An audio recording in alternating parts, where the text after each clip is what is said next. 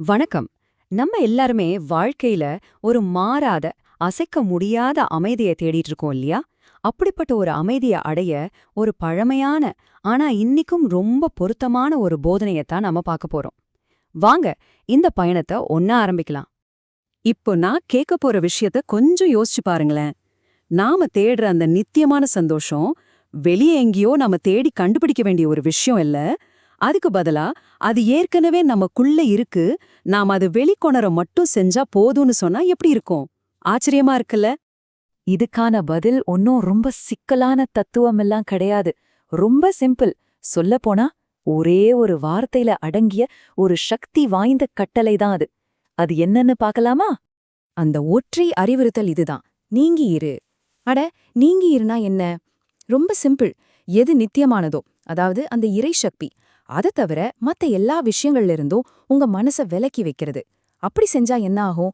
உங்களுக்கு இயல்பாவே ஒரு பரிசு கிடைக்கும். அதுதான் நித்யானந்தம், அதாவது முடிவே இல்லாத ஒரு பேரின்பம். பாருங்க, இது புதுசா எதையும் அடையறதில்ல. தேவையில்லாததை விடும்போது நமக்குள்ள இயல்பாவே இருக்கிற ஒண்ணு வெளிப்படுது. அவ்வளவுதான். சரி, இந்த ஆழமான விஷயத்த இன்னும் எளிமையா புரிஞ்சுக்க ஒரு சூப்பரான உருவகம் இருக்கு. அதுதான் தண்ணிக்குள்ள இருக்கிற மீன். இங்க பாருங்க, ஒரு மீனுக்கு எது முக்கியம்? தண்ணி. தண்ணில இருந்தா மட்டும்தான் அது சந்தோஷமா உயிருடன் இருக்கும். தண்ணிய விட்டு வெளியே வந்தா துடி துடிச்சு போயிடும் இல்லையா? அதே மாதிரிதான் நம்ம ஆன்மாவுக்கு சச்சிதானந்தம், அதாவது அந்த நிபந்தனையற்ற ஆனந்தம் தான் அதோட இயல்பு. நம்ம ஆன்மா அந்த ஆனந்த நிலையை விட்டுட்டு உலக விஷயங்கள்ல சிக்கும்போது அந்த மீன் மாதிரி தான் துன்பப்படுது. எவ்வளவு அருமையான ஒப்பீடு பாருங்க. சரி, இப்ப நாம இன்னும் ஒரு படி ஆழமா போக போறோம். இது கொஞ்சம் யோசிக்க வேண்டிய விஷயம். நாம எதை உண்மைன்னு நினைச்சு இந்த வாழ்க்கைய வாழ்ந்துட்டு இருக்கோம்? இந்த கேள்வியத்தான் கவிஞர் தாயுமானவர் நம்ம முன்னாடி ஒரு சவாலா வைக்கிறார். தாயுமானவர் என்ன கேக்குறாருன்னு பாருங்க. நம்மைப் போல வஞ்சகர்கள் உண்டான்னு கேக்குறார். ஏன் அப்படி சொல்றாரு? ஏன்னா நாம அழுக்குகள் ஊறி வழியிற இந்த உடலை இதுதான் உண்மைன்னு நம்பி வாழ்ந்துட்டு இருக்கோமே. ஐயோ, இது எவ்ளோ பெரிய தப்பு! நிலையே இல்லாத இந்த உடலை உண்மைன்னு நம்புறத விட்டுட்டு அருளோட வடிவமா இருக்கிற அந்த இறைவனை ஏன் நாம உண்மையா ஏத்துக்க கூடாதுன்னு கேக்குறாரு. நம்ம கவனம் நிலையற்றதிலிருந்து நித்தியமான ஒண்ணு மேல திரும்பணும்னு சொல்றாரு. சரி சரி, இதெல்லாம் கேக்குறதுக்கு ரொம்ப நல்லா இருக்கு, ஆழமாவும் இருக்கு. ஆனா இத நம்ம அன்றாட வாழ்க்கையில எப்படி பயன்படுத்துறது? அதுதானே அசல் கேள்வி. வாங்க, இந்த தத்துவத்தை ஒரு எளிமையான நடைமுறை பாதியா எப்படி மாத்தலான்னு இப்ப பார்க்கலாம்.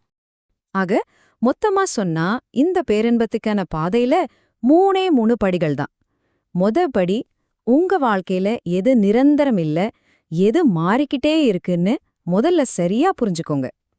2வது படி, அந்த நிரந்தரம் இல்லாத விஷயங்கள் மேல உங்க மனசு வச்சிருக்கிற பற்ற கொஞ்சம் கொஞ்சமா விலக்குங்க. 3வது படி, இத நீங்க செய்ய ஆரம்பிச்சாலே போதும், உங்களுக்குள்ள இயல்பாவே புதைஞ்சு கிடக்கிற அந்த பேரின்பத்தை நீங்க உணர ஆரம்பிப்பீங்க. அவ்வளவுதான் விஷயம். இறுதியா உங்களை நீங்களே கேட்டுக்க வேண்டிய ஒரே ஒரு கேள்வி இதுதான். அந்த மீன் கதைக்கு வருவோம். உங்க ஆன்மாவுக்கு எது உண்மையான சந்தோஷத்தை தர்ற தண்ணீர்? எது உங்கள துன்பத்துல தள்ளுற, உங்கள வறண்டு போகச் செய்யற நிலம்? ஒரு நிமிஷம் யோசிச்சு பாருங்க. உங்க வாழ்க்கையில எது அந்த தண்ணீர் இல்ல?